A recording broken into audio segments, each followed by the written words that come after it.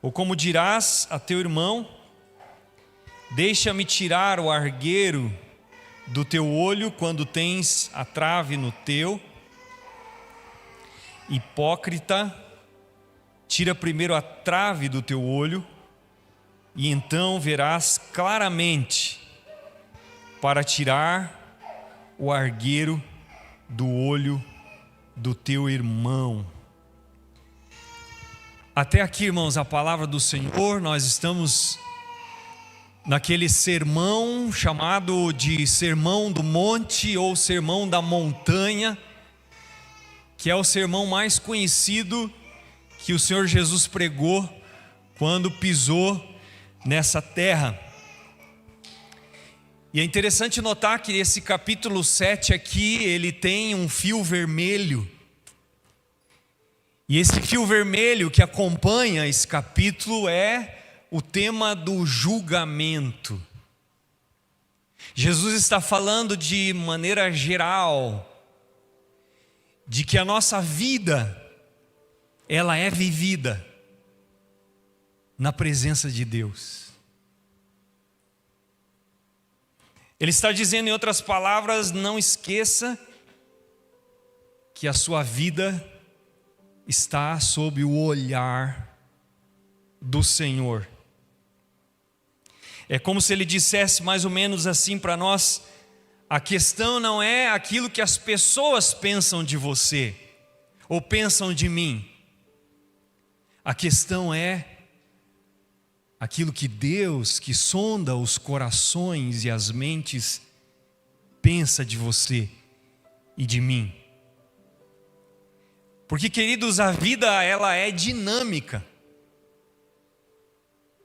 A nossa vida, ela envolve o nosso trabalho, envolve a igreja, envolve as redes sociais.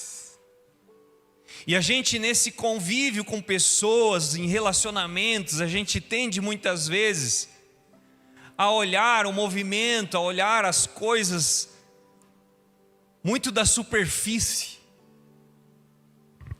Nós tendemos a olhar mais a aparência.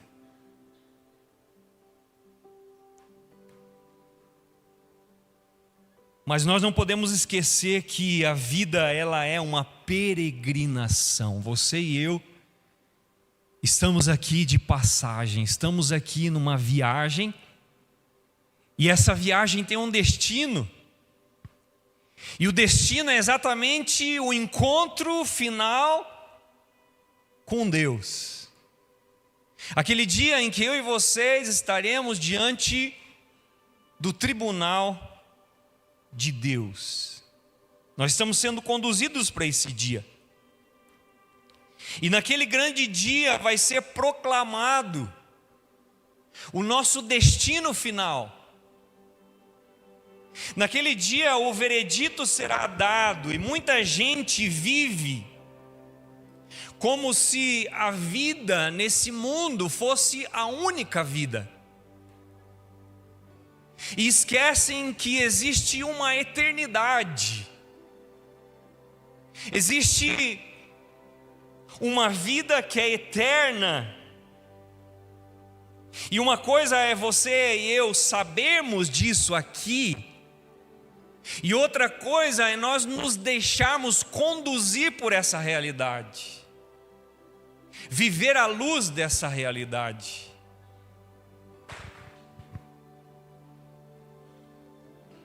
Você se lembra no seu dia a dia desse fato?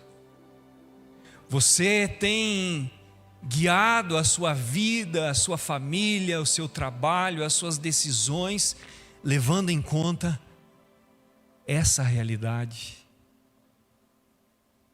Você leva isso a sério?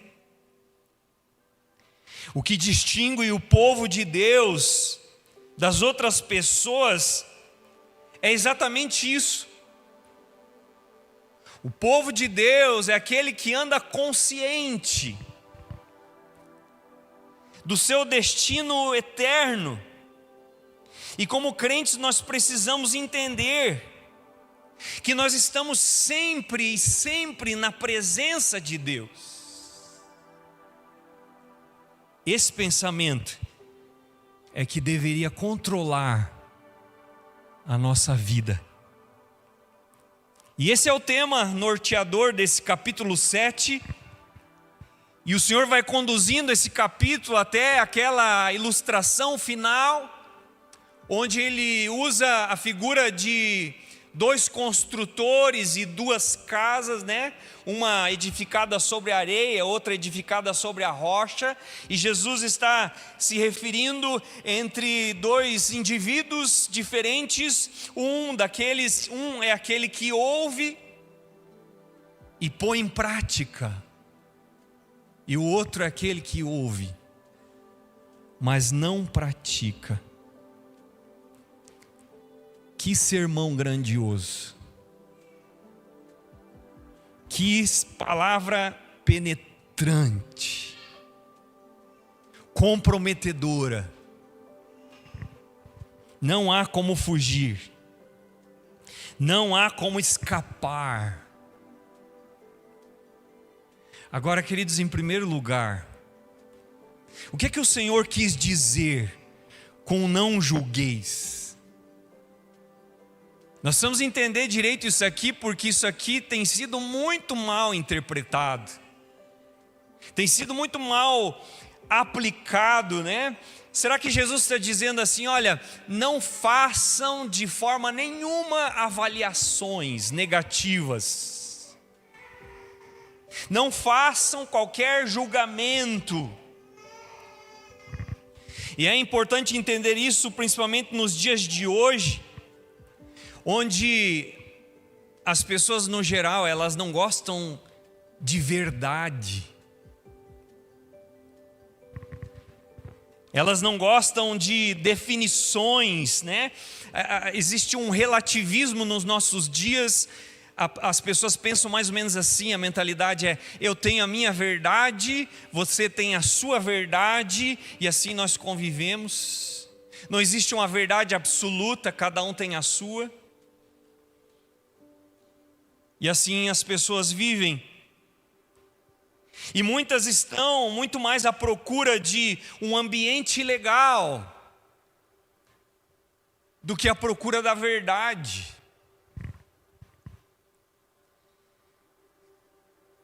Estão em busca de sermões psicológicos, igrejas descoladas, movimentação, palavra desde que seja positiva, desde que seja de encorajamento, que possa mexer e elevar a autoestima, tocar as emoções. As pessoas nos nossos dias, elas não querem definições. Elas não estão à procura da verdade. Esse é o mundo que nós vivemos.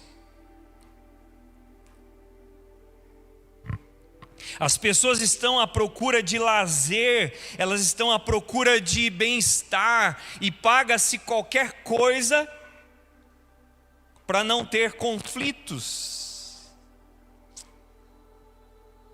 Mas houveram épocas na história da igreja, onde homens corajosamente colocaram o seu pescoço a prêmio. Sabe por quê? Porque eles defendiam a verdade. Eles lutavam por convicções firmes. Mas isso já não acontece hoje. O tipo de pessoa elogiada nos nossos dias é aquela pessoa meio termo, é aquela pessoa agradável a todos, que não cria dificuldades com ninguém. As pessoas dizem assim: a vida já é suficientemente difícil para a gente ficar ainda criando outras dificuldades. Querido, será que Jesus está dizendo para você e para mim que nós não devemos exercer nenhum tipo de juízo negativo, nenhum tipo de avaliação? Será que é isso? Será que Ele está dizendo para sermos sempre suaves, sempre tolerantes, agindo sempre em busca da paz? Será que é isso? Mas aí você continua lendo esse mesmo capítulo e você chega no versículo 15, onde Jesus vai dizer assim: olha, tenham cautela, acautelai-vos dos falsos profetas, que se vos apresentam vestidos com pele de ovelha, mas no seu interior são lobos roubadores.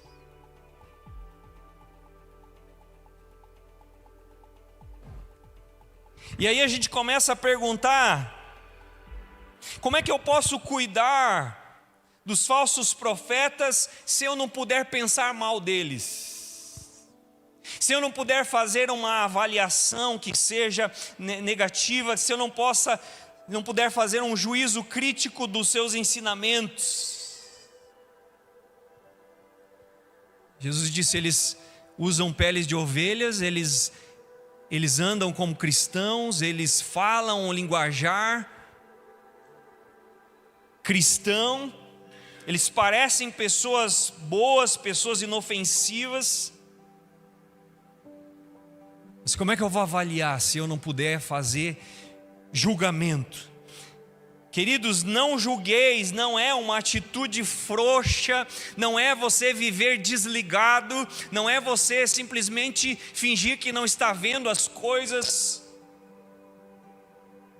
Não, queridos, é o nosso dever como igreja exercitar o discernimento. Nós conhecemos a palavra e nós sabemos distinguir uma coisa de outra, é o nosso dever. A igreja sadia, a igreja que avalia. Cristão sadio é cristão que usa critério, que não engole tudo.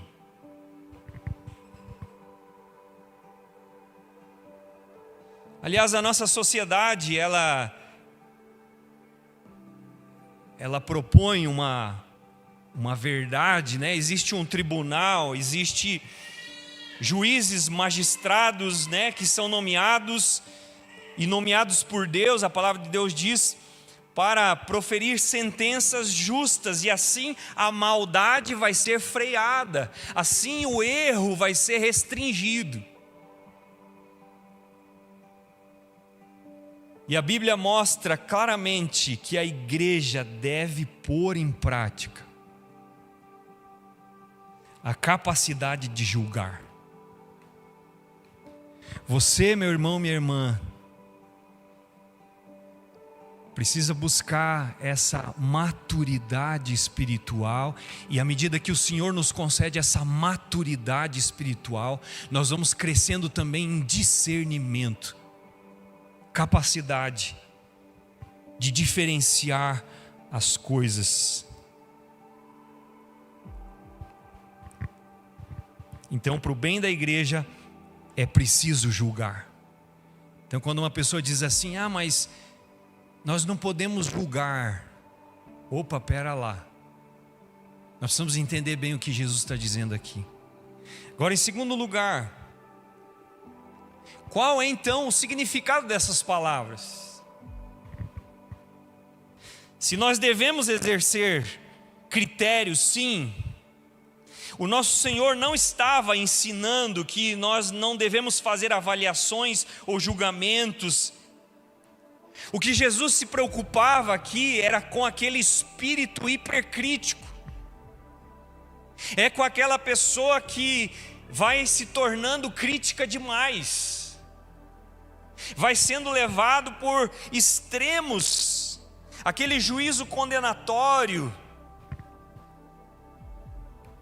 Veja, querido, a vida cristã sempre é caracterizada por um equilíbrio, nem 8, nem 80. Lembra do pêndulo do relógio? Nem para cá, nem para cá. Nós precisamos aprender um equilíbrio. Equilíbrio sadio. Você deve ter critério, você deve sim exercer julgamento, mas também deve tomar o devido cuidado para não se tornar um indivíduo crítico demais. Não feche os olhos para a realidade, mas também cuidado para não ser apressado demais, ir além daquilo que é legítimo. Por exemplo, os fariseus, os religiosos da época de Jesus, eles viviam condenando os outros. E Jesus, então, ao analisar a vida deles, ele mostra que a religiosidade deles era uma religiosidade de aparência, era uma religiosidade materialista.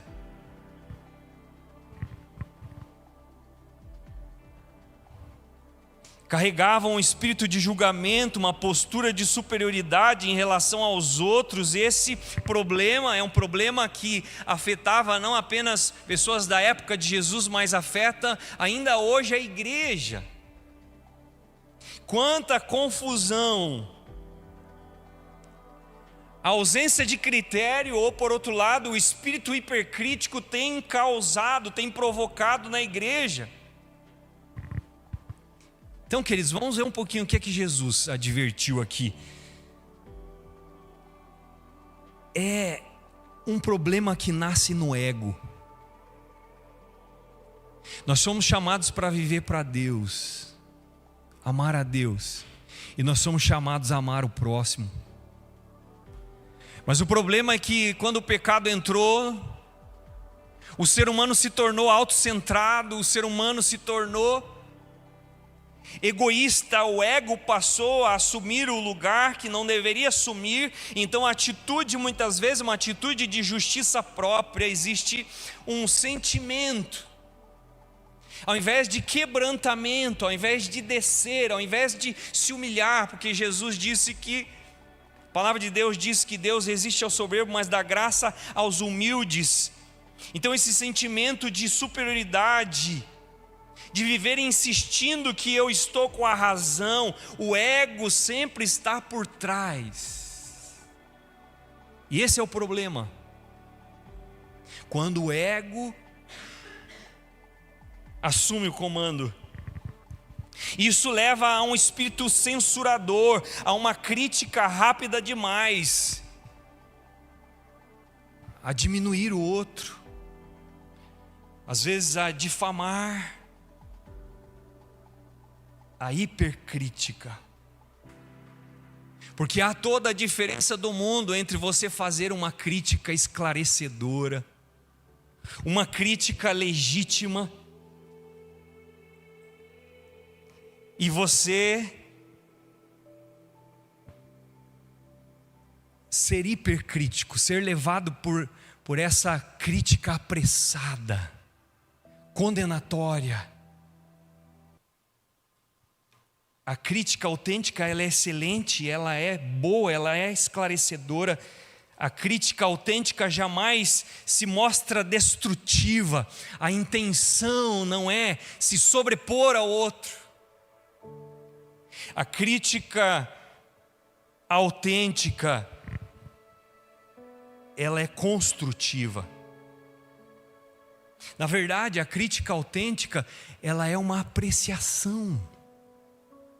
Você aprecia o que você está vendo. E você se coloca para ajudar, para somar. Mas o indivíduo hipercrítico, ele se alegra na crítica em si. Ele se apoia na sua própria justiça. É a pessoa que se aproxima de qualquer coisa para criticar.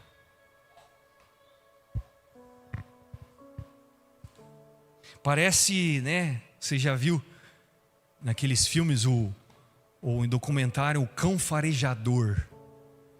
Ele fica farejando para ver se ele encontra alguma coisa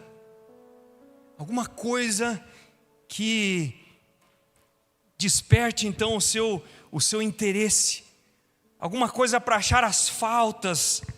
Há uma satisfação maligna quando detecta falhas, quando detecta defeitos. Enquanto a Bíblia diz que o amor cobre multidão de pecados, né? O indivíduo hipercrítico, ele tem prazer, ele tem satisfação nas falhas, nos defeitos. É a atitude de viver esperando coisas negativas e quase desapontado se não encontra. Às vezes se fixa em questões indiferentes, questões que não são centrais, questões, né, como se diz o ditado, né? A pessoa fica olhando o pontinho preto na folha branca. Tem toda uma folha branca para olhar, tem toda uma folha branca para perceber, mas ele percebe o pontinho preto. Ele transforma aquilo em algo decisivo.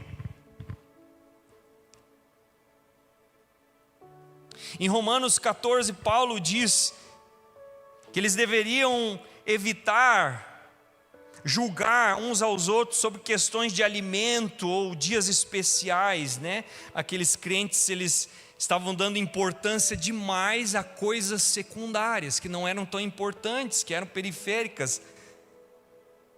E com base nessas coisas eles estavam julgando uns aos outros, condenando uns aos outros. E aí Paulo escreve dizendo: porque o reino de Deus não é comida nem bebida, mas justiça e paz e alegria no Espírito Santo. Ele diz: um faz diferença entre dia e dia, outro julga igual todos os dias. Ele diz: cada um tem a opinião bem definida, mas não use essas coisas como se elas fossem centrais, porque elas não são centrais. Todavia, o que realmente importa é lembrar, queridos, que nós estamos sob o olhar de Deus. O Senhor é o juiz. Esse espírito de julgamento, ele se manifesta quando nós estamos prontos a exercer julgamento, quando algo não tem nada a ver com a gente. Às vezes a pessoa não tem nada a ver com a gente, a situação não tem nada a ver com a gente, e de repente a gente gasta o nosso tempo expressando as nossas opiniões sobre pessoas e realidades que não têm qualquer vínculo direto. Uma outra manifestação dessa atitude é quando se eleva um preconceito, se eleva um sentimento ao invés de um princípio. Nós começamos a olhar as pessoas por causa dos nossos sentimentos, ou por causa da nossa percepção aparente, e não por causa de princípios claros. Isso pode ser feito por ciúme, às vezes por competição, às vezes por inveja, às vezes porque a pessoa lembra alguém que nós lá atrás, que era parecida com alguém que nós não tínhamos uma visão boa daquela pessoa. Ou às vezes colocando a personalidade no lugar de princípios, né? Todos nós sabemos quando uma discussão começa a ficar acalorada, uma briga vem à tona, e aí parte-se para o lado pessoal. Já não se falam em questões de discordância, já não se usam argumentos disso e daquilo, de comportamento, mas se fala da pessoa. Porque você é assim.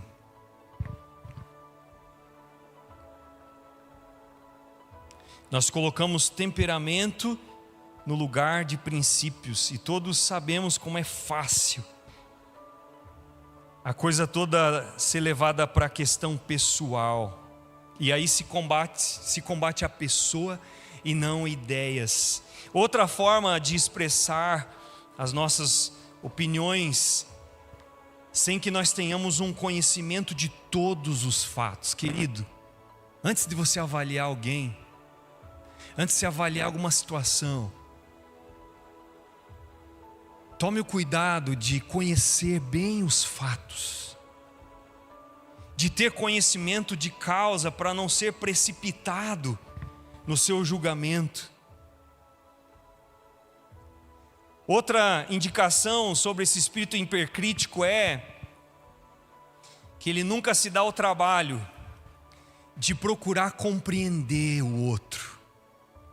Não se aceita justificativas. Não se ouve. Quando Paulo escreve aos Coríntios, ele diz que o amor, ele tudo suporta. Então, queridos, a característica do amor é que nós aprendemos a ter paciência, porque às vezes a pessoa, e a nossa vida aqui nesse mundo é uma caminhada, e a gente não pode chegar taxando a pessoa, sem entender que existe uma caminhada, que existe uma continuidade. Quando você olha para o seu filho, por exemplo, quantas vezes você como mãe, como pai, exercita a paciência, exercita o ouvir antes de qualquer coisa, tentar entender, está aberto para justificativas. Mas o espírito hipercrítico, ele não se dispõe a exercitar a misericórdia. Essa atitude se manifesta através da tendência de proferir um juízo final contra a pessoa. E esse é o problema. Quando nós somos tomados por espírito hipercrítico, não importa o que a pessoa fale, não importa o que a pessoa crê, não importa o que a pessoa faça, a nossa predisposição é julgar, é condenar.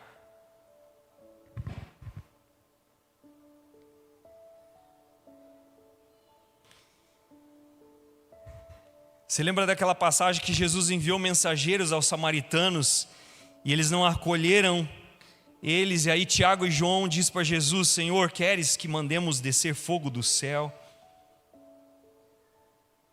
Queridos irmãos, o problema do juízo hipercrítico é que a gente está assumindo um lugar que só cabe a Deus.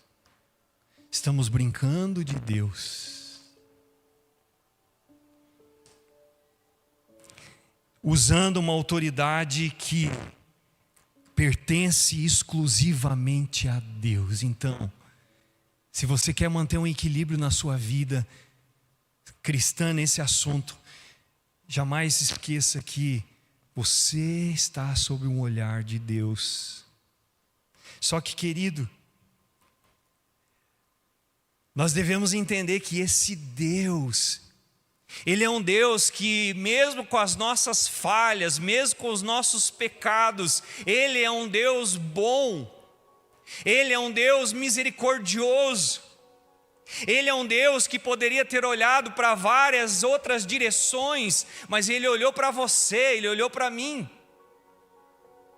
Você lembra daquela passagem onde estava assentado um cobrador de impostos, um Mateus, assentado na coletoria, e o texto diz que Jesus viu Levi, Jesus olhou para ele, Jesus mirou ele, aquele que era considerado naquela sociedade um grande pecador, um traidor da pátria. Jesus olhou para aquele homem, Jesus desejou salvar aquele homem. Ele disse: segue-me. E Levi, levantando, deixando tudo para trás, ele o seguiu.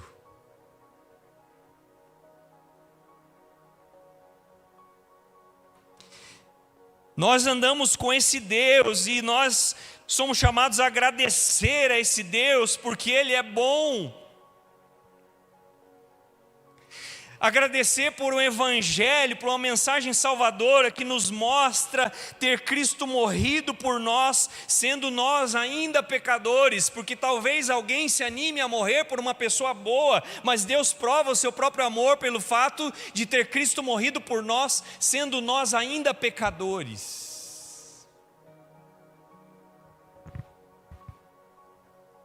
Nos ensina, queridos, que nenhum de nós pode repousar a sua segurança, a sua salvação na sua justiça própria. Todos nós falhamos, todos nós ficamos aquém, e o único modo de ser salvo é se esconder em Cristo, ser vestido com a justiça dele, ser lavado e remido no sangue do Cordeiro, descansar não na nossa retidão, mas na retidão dele, daquele que nos amou e se entregou na cruz.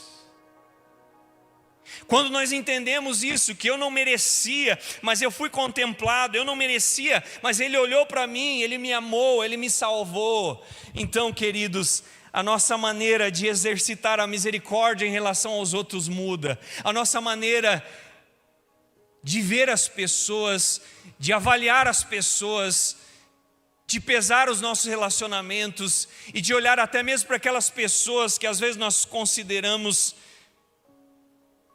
inimigos.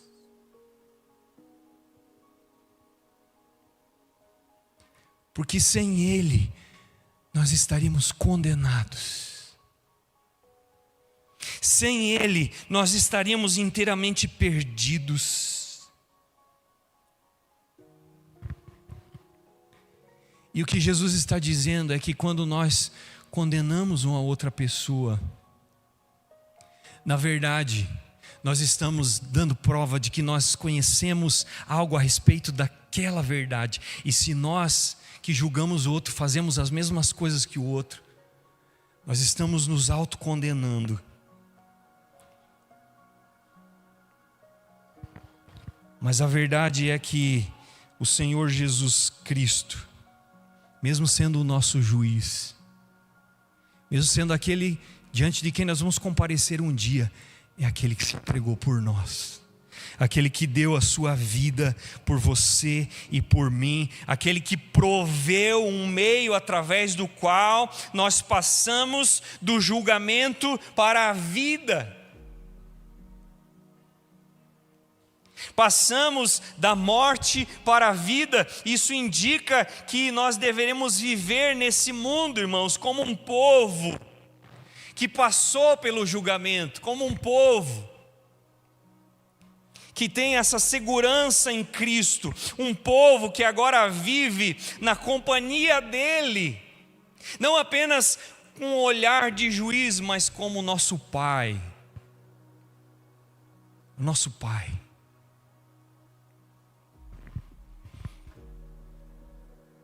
Um povo que percebe que foi salvo pela sua maravilhosa graça, pela sua misericórdia. Se você e eu fomos salvos, foi exclusivamente por sua misericórdia. Então quem somos nós para sermos rigorosos demais com os outros? Quem somos nós para não simpatizar com a fraqueza dos outros? Quando nós entendemos essas coisas e vivemos essas coisas, a qualidade da nossa vida em família melhora, a qualidade da vida como casal melhora, a qualidade da vida no trabalho melhora, a qualidade da vida na igreja, na comunidade melhora, nossos relacionamentos melhoram, as pessoas olham para nós e veem, ele tem uma coisa diferente, ela tem uma coisa diferente, e essa coisa que nós temos diferente é esse brilho nos olhos, de saber que mesmo não merecendo, nós somos amados. Amém, irmãos?